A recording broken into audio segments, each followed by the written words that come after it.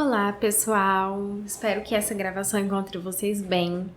Então, gente, o livro que eu escolhi para ler agora, eu acho que comentei só que ia ser um livro sobre feminismo. Não sei se no último capítulo eu defini que livro que seria direitinho com vocês. Mas o livro que eu li foi O Triunfo da Masculinidade, da Margarita Pisano. O que acontece? Eu tenho uma lista de livros de leitura gigantesca. Toda vez que alguém me indica um livro, toda vez que eu vejo algum conteúdo, enfim, qualquer indicação que seja de leitura, eu vou lá nessa lista e acrescento essa leitura lá. Então, eu tenho livros de literatura, tem a minha listinha de teoria marxista, de teoria feminista e, enfim, tenho várias de teorias variadas e por aí vai, né? Eu tenho várias listas sobre o que eu quero ler. E tem alguns livros que eu coloquei há muito tempo, eu já não lembro nem quem me indicou, aonde que eu vi.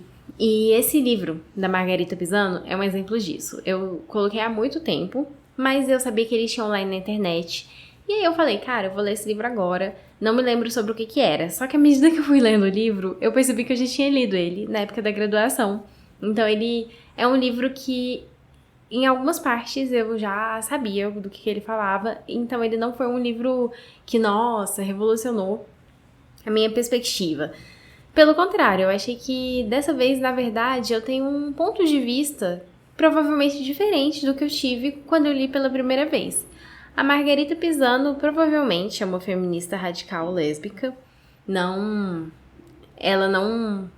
Eu não pesquisei assim a fundo a história dela, mas hoje em dia, enquanto uma feminista mais voltada para a materialidade do marxismo, eu tenho outras perspectivas, sabe? Assim, eu sou uma mulher lésbica, então, em muitos aspectos, eu vou me identificar com a Margarita Pisano, mas eu não tenho mais a visão que eu tinha de feminismo, que é a visão relacionada ao feminismo lésbico. Porque o feminismo lésbico, eu percebi lendo o livro, ele ainda não consegue fugir de um certo identitarismo. E atualmente eu não me identifico com o universo do identitarismo, sabe? Então, o livro ele não teve o impacto que eu pensei que ele teria. E até pensei, será que eu vou gravar um podcast sobre esse livro? Porque não gostei tanto, foi uma leitura, assim, mais preguiçosa, que eu fiquei com mais preguiça de fazer.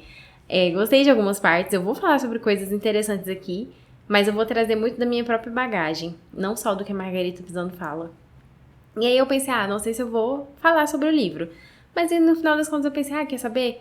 Eu vou falar assim, mesmo quando eu não gostar de um livro, até porque eu não tenho pretensões de divulgar, né, pagar, gastar dinheiro pra divulgar meu conteúdo. Mas eu sei que no YouTube, se eu quiser ter um mínimo de público, eu preciso ter uma frequência, uma entrega. Então, mesmo quando eu não gostar dos livros, eu não vou desperdiçar a leitura. Eu vou trazer e vou falar sobre o livro.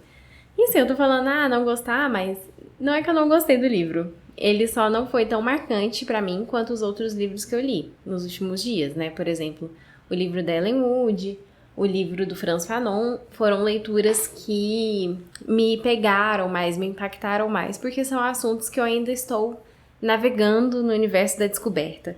E é muito bom quando a gente descobre um tópico, descobre um assunto, começa a falar sobre ele. Isso é muito gostoso, assim, essas leituras novas. Bom, falando aqui sobre... Vamos entrar no livro em si, né? Só reiterando que eu gostei de várias partes e eu vou falar sobre essas partes que eu gostei e também falar algumas críticas. Vamos lá. A parte 1 do livro, ele é um livreto, ele é um livro pequeno, ele tem acho que 56 páginas e eu senti que ele é um livro mais escrito em forma de carta, de desabafo. Ela tá falando sobre a realidade dela enquanto uma militante feminista, a realidade do movimento feminista da América Latina, né? Ela é da América Latina, se não me engano, ela tá falando a partir da Nicarágua. Mas, enfim, na primeira parte do livro, ela vai fazer um apanhado histórico. E, inclusive, eu queria até agradecer ao Coletivo Sapatão de São Paulo, que traduziu o texto para o português, né?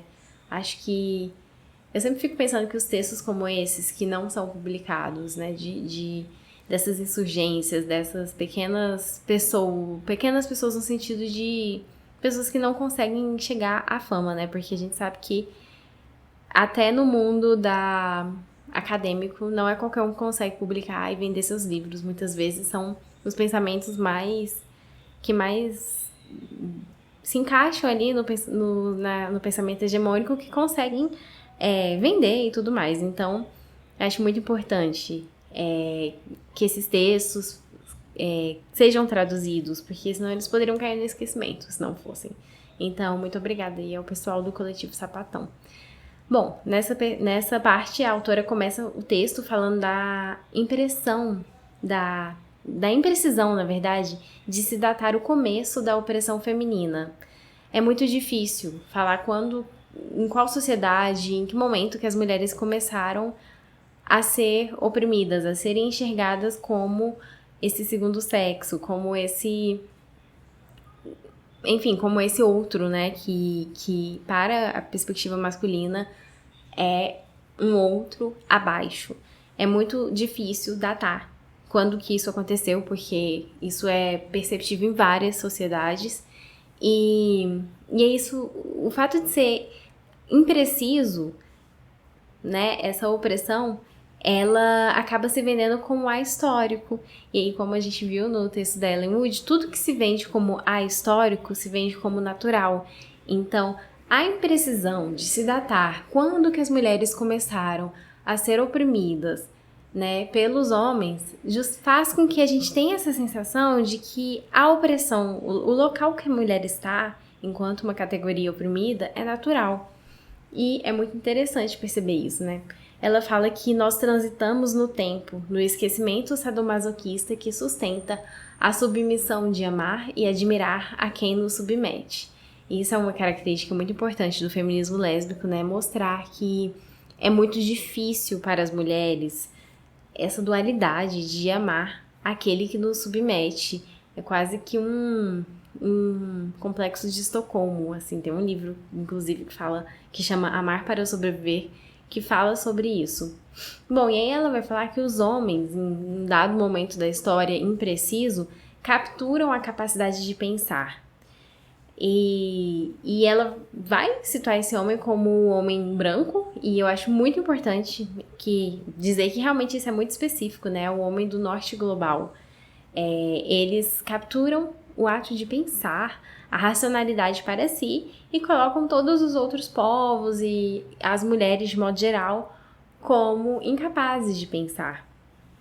E nessa introdução ela ainda vai criticar o feminismo liberal, que acredita que certas modificações nos costumes e algumas leis farão com que todas as mulheres consigam a igualdade, né? O feminismo liberal a partir de uma perspectiva mais de reforma. Só que, enfim, ela tá certa, mas por outro lado ela propõe como alternativa um abandono da feminilidade, o que também é uma mudança nos costumes. A feminilidade é historicamente usada para a exploração feminina, é a personificação do outro feminilizado. Isto é fato.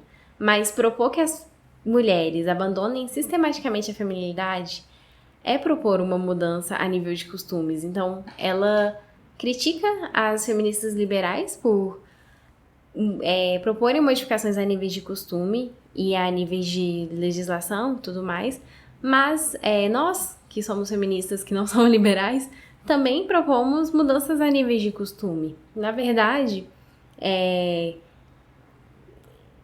muito... Eu vou falar isso mais pra frente, mas assim, o feminismo, ele não tem uma estratégia política muito bem definida. Então, a gente fica muito realmente no campo da mudança do costume. E o abandono da feminilidade, ele é realmente crucial. A feminilidade, gente, é uma construção social que é feita.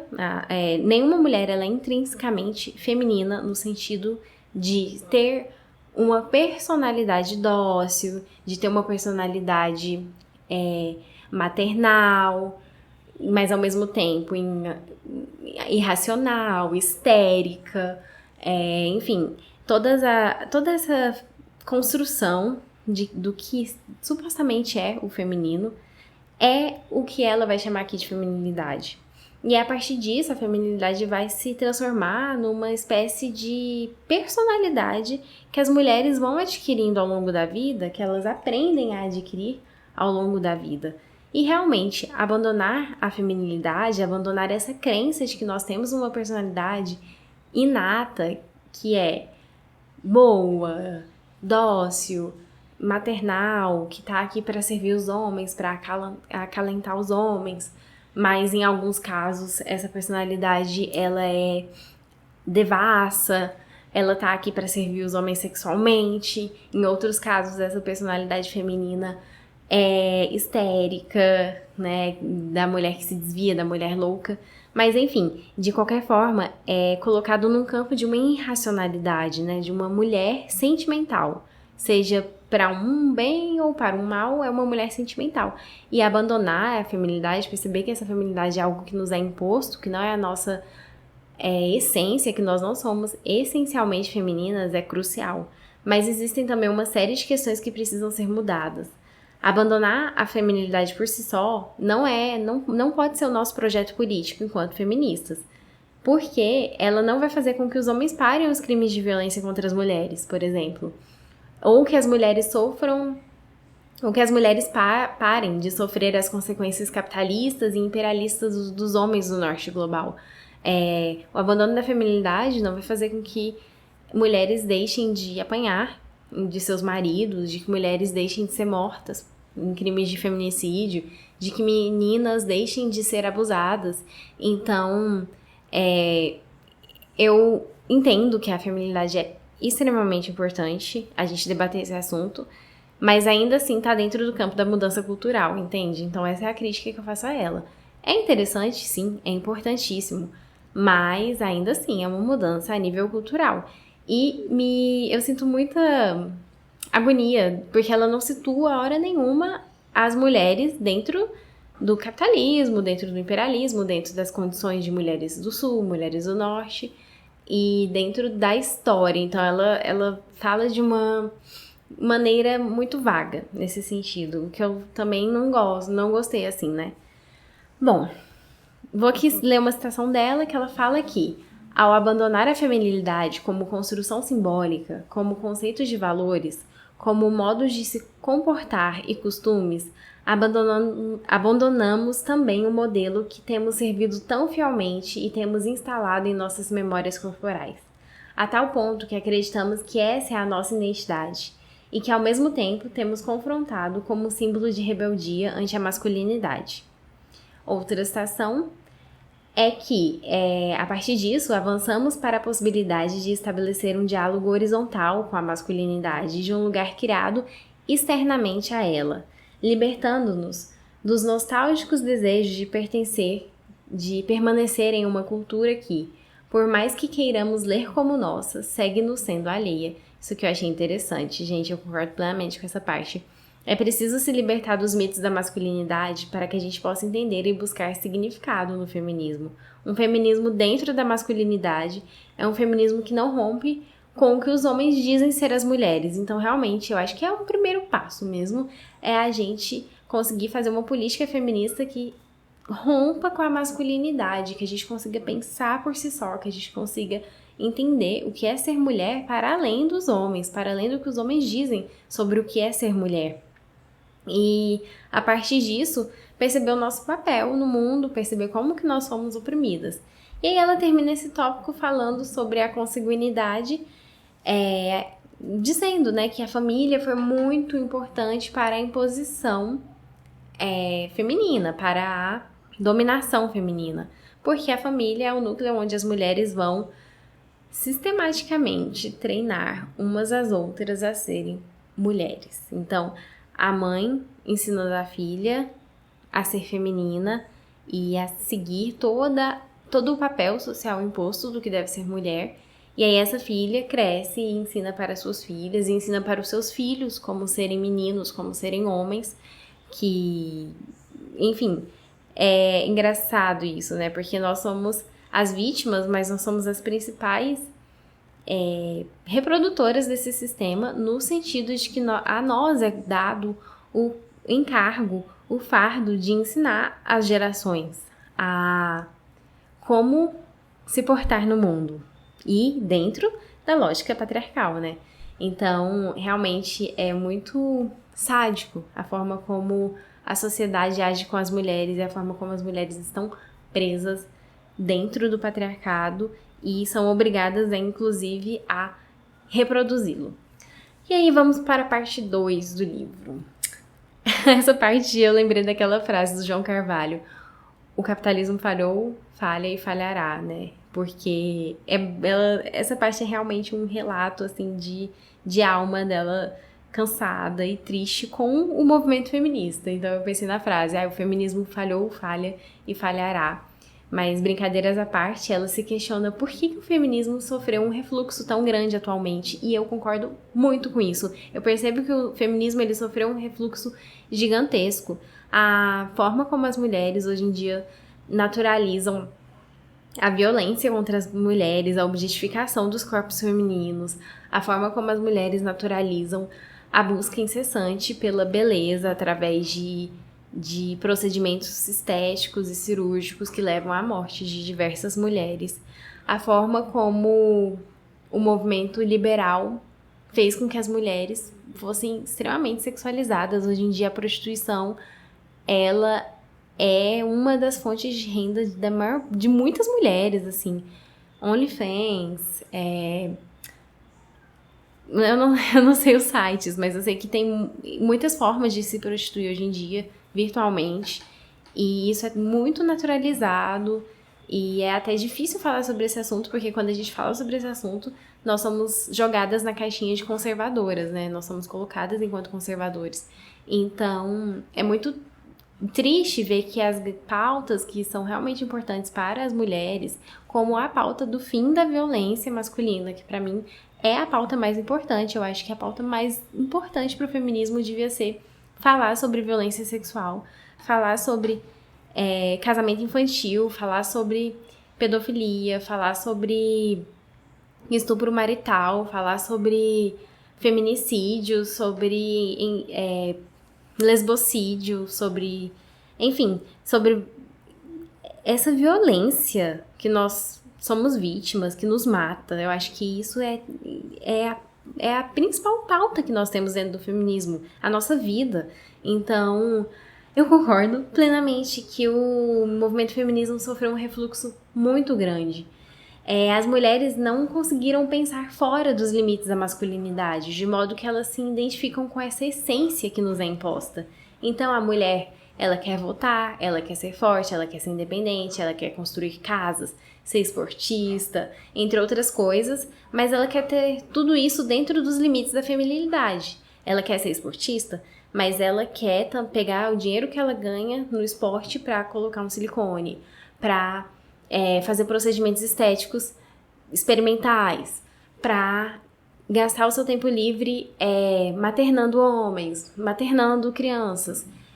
Enfim, as mulheres, elas ainda não conseguem romper de fato com a masculinidade, então conseguem certas liberdades, mas ao preço de ainda estarem presas dentro dos limites da feminilidade. Então tudo isso é muito frágil, muitas vezes compensado por uma estranha feminilidade em outros aspectos, né? Essa falta de autonomia e independência é o ápice do triunfo da masculinidade, porque ela faz nós pensarmos que o feminismo andou pra frente, quando na verdade não, sabe? E aí vou aqui ler uma citação dela que ela foi pessimista, mas eu achei interessante. Ela fala assim que não existe outro projeto político civilizatório em elaboração, e este é o grande triunfo da masculinidade. Nenhum grupo, por mais rebelde que seja o esquema social, tem proposto outro projeto de sociedade. Na página 22 ela fala isso, e aqui eu discordo, né? Existe o projeto socialista, existe o projeto comunista que quer propor outro tipo de sociedade que tem como base, sim, acabar com a violência, o machismo, apesar das limitações do socialismo. Então, limitações no sentido de limitações dessa discussão dentro do socialismo, até que ponto, né, essas pautas são discutidas, pelos homens que estão ali dentro, eu sei que tem muitos limites. Mas enfim, ela foi muito pessimista, mas essa parte do texto se conecta com as outras leituras, né? Porque dá pra perceber pela fala dela o quanto a necessidade de alternativas urge. Essa é a ordem do dia, colocar alternativas de volta à cena, colocar um projeto socialista, feminista, emancipador novamente à cena. Então, isso pra mim é uma coisa que ficou na minha cabeça. Qual que é o projeto feminista? Eu nunca li nenhum livro sobre o feminismo que tivesse um projeto, que falasse, não, o nosso projeto é esse, as nossas pautas devem ser essas e nós vamos seguir essa linha de luta, sabe? Não, eu sinto falta disso dentro do feminismo. Se vocês souberem de algum livro, de alguma autora que tenha um projeto mais materialista mesmo, do que fazer, sabe? O que fazer de Lenin, só que sobre o feminismo, eu estou disposta a ler, então indiquem. Bom, e aí ela dá uma proposta interessante, né, do que fazer, mas é ainda limitada. Ela fala que a proposta dela é pautar a discussão. Não podemos deixar que os homens definam quais são as nossas prioridades ou quem nós somos. Mas ela não apresenta uma proposta de como fazer isso, sabe? Não tem um projeto político de estruturação do feminismo como uma intervenção que extrapole as relações sociais individuais. Então a gente precisa, o que eu percebo dessa leitura é que eu saí com mais dúvidas do que com certezas, né? Mas a minha maior dúvida é como fazer, o que fazer. Precisamos buscar um projeto materialista, objetivo de transformação social. E por onde que a gente vai fazer? Eu já li muitos livros sobre feminismo que falam sobre a opressão, que falam como funciona a opressão, como que os homens nos oprimem, na América Latina, como que os homens oprimem na Europa, como que é a opressão historicamente, o que significa feminilidade, o que significa objetificação feminina. Já li muitos livros sobre esses temas, mas eu nunca li nenhum livro que fale as propostas do que fazer. E eu não sei se o movimento feminista tem essas propostas claras. Não tô falando que é fácil fazer isso. Eu mesma não consigo pensar numa solução. Mas eu acho que isso é o tipo de solução que a gente tem que pensar em conjunto enquanto movimento. E eu vou buscar saber mais sobre isso, tentar ler também mais feministas marxistas para ver se eu encontro algo mais próximo do que hoje em dia eu entendo como um projeto objetivo. E a terceira parte ela vai falar sobre as incidências lésbicas, e aqui é muito interessante, eu não vou adentrar muito nessa parte, mas ela tem essa visão muito romântica e eu acho muito bonita, assim, mas muito romantizada, do que é ser lésbica, que é essa pessoa que vai romper com os padrões da masculinidade pelo simples fato de se colocar no mundo e falar, eu estou no mundo, mas eu não estou no mundo para os homens. Então, se existe uma essência feminina que é voltada a servir os homens, o que eu estou fazendo aqui, sabe? Como que eu existo? Se essa essência ela é tão real, não sou eu uma mulher? Então, a lésbica, ela é esse lugar de romper naturalmente com a feminilidade, com o que é esperado das mulheres. Porque o que é esperado das mulheres entre si, o diálogo entre as mulheres esperado é um diálogo de hostilidade, de rivalidade feminina, um diálogo onde as mulheres, elas não são realmente parceiras, né? Agora, a lesbianidade, ela vai levar esse diálogo para um diálogo real entre as mulheres.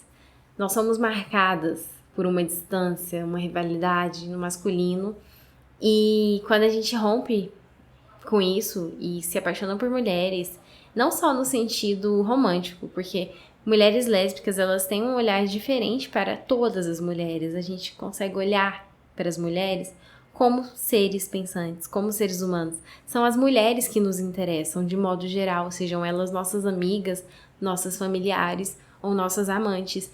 Isso é o ideal, né? Porque, infelizmente, é claro que muitas mulheres lésbicas estão presas dentro